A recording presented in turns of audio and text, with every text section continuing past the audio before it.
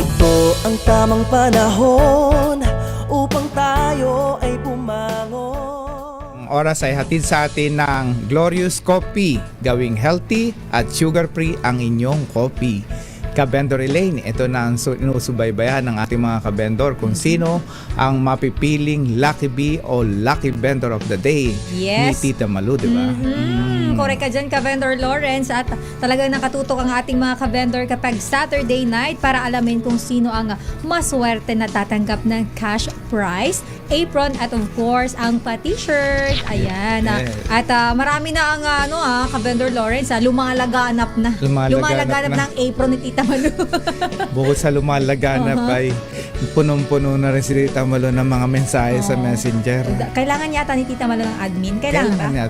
Kailangan. Admin. So alamin Trabaho natin, pa eh. alamin natin kay Tita Malu kung sino mapalad na Lucky Bee o Lucky Vendor of the Day. Tita Malu, sino po ba yung mapalad na at napakaswerte Yes. dahil ng birthday girl? Diba? Tita Malu? Ka-Vendor Lawrence and Ka-Vendor Elaine, ang napili nating Lucky Bee or Lucky Vendor of the Day ay si Linda Di Maala, 63 years old, taga Lubang Island, Occidental Mindoro. Si Linda ay may 30 taon nang naglalako ng isda sa isla ng Lubang at kumikita lang siya ng 300 pesos 300 to 500 kada araw sa kanyang paglalako. Iniraraos ni Linda ang paglalako sa kanyang mga anak sa pamamagitan ng pagtitinda. Sa ngayon, may kanya-kanyang pamilya na ang kanyang mga anak at tumatayo rin siyang breadwinner sa Ate Linda sa pamilya matapos maaksidente ang kanyang mister na naputulan ng buto sa binte.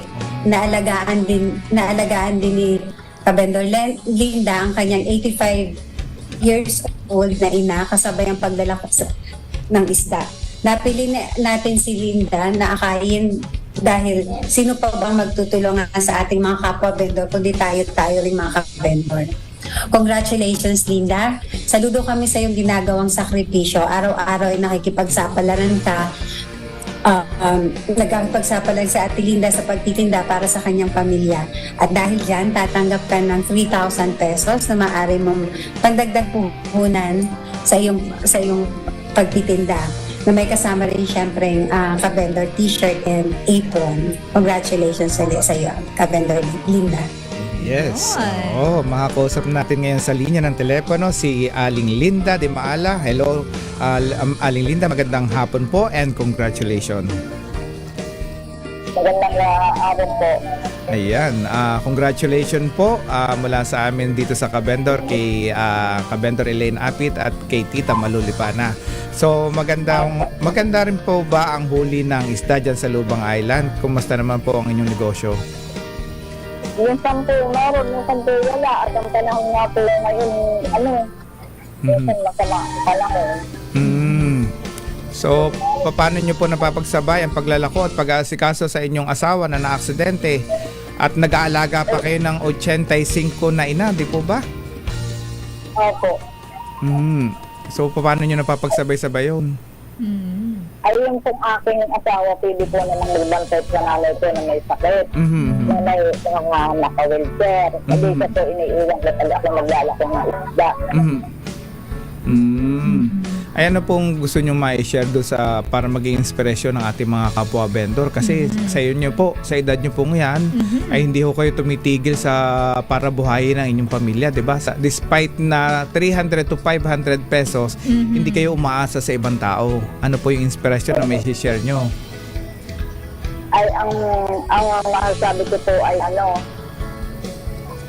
kailangan po tayo hanggang kaya natin, huwag tayong umasa sa iba. Dapat po tayo kikilos para sa ating sarili, para sa ating ikabubuhay. Ganun po ang ating Ano po ang gagawin nyo doon sa inyong mga panalunan, Nanay Linda? Ay idadagdag ko po sa aking puhunan sa pag-iisda ko. Ay, kumusta naman po yung sakit o yung karamdaman ng inyong asawa dahil siya ay na-aksidente? Kumusta naman po siya? Nagagamot po pa? Opo, okay na po siya ngayon. Nakakapaglakad na po din po siya dito sa amin dito sa bahay. Kasi unang taon na rin po naman siya noon. Dahil lang, hindi pa po siya nakakapagtrabaho na yung pwede sa sawari ng pera. At hindi nga po siya pwedeng makapagtrabaho na kasi nga po natutuling ba ng paa niya. Kaya lamang po, maayos niya lang bakal. Kaya lang, hindi na siya pwedeng magtrabaho ng mabibigyan. Hanggang bahay lang siya. Iniiwanan ko pag may gagawin. Sa labas, titinda. Nanay Linda, na very inspiring po ang inyong kwento kasi nga po kahit mahirap yung buhay, hindi po kayo sumusuko at talaga namang kayo po ay gumagawa ng paraan para ay maitaguyod ang inyong pong pang-araw-araw na pangangailangan. Pero congratulations po pala muna dahil kayo po ay maswerteng napili na lucky vendor of the day. Nanay Linda, magkano po ang inyong puhunan dito po sa inyong paglalako ng isda? Dahil ang kita nyo po ay maliit lang, nasa 300 lang. Kung kami po isa makukuha ang isyan, mga po, minsan, kung ano po ang nilalakong punan, ibigin po ang ipapakayo ko sa may-ari ng isda. Kung ano po ang, alam mo, may dala akong 3,000 o 2,000, yun lang po ang piling ipakayaw. Minsan po, siyempre po, pagka yun namang may-ari ng isda, minsan naman dito yung pumapayag na utangin sa kanila, ganun. Opo. Buti po na pagkakasyon ninyo ito sa inyong pang-araw-araw na pangangailangan. Of course, hindi lang naman po pagkain. Meron din po kayong nanay na may sakit na kailangan din ng gamot for sure. Na pagkakasyon nyo naman po itong inyong kinikita sa inyong paglalako ng isda.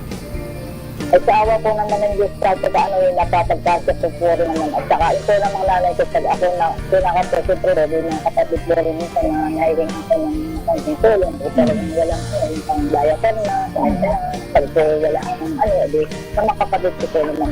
Ayun. Or kahit papaano naman po pala may umaagapay sa inyong pag-asikaso sa nanay niyo po na may sakit. Meron din po pala kayong mga kapatid na tumutulong. Nanay, curious lang kami ano yung malakas na klase ng isda na binibenta niyo dyan? Yung mabenta dyan sa Lubang Island, ano pong mga klase ng isda? Galunggong po.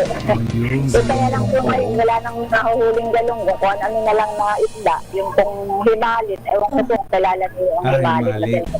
Bakit daw po walang galunggong? Masarap ang galunggong pag pinrito, lalo na yung pati ulo makakain mo, di ba? Opo. Eh, kaya lang po kulang sa nahuhuli na yung isda. Bilang isang... Kulang na po ayaw sa nahuhuli. Kasi ang panahon, minsan talaga may panahon na kulang sa isda din eh. Hindi po lahat ng oras.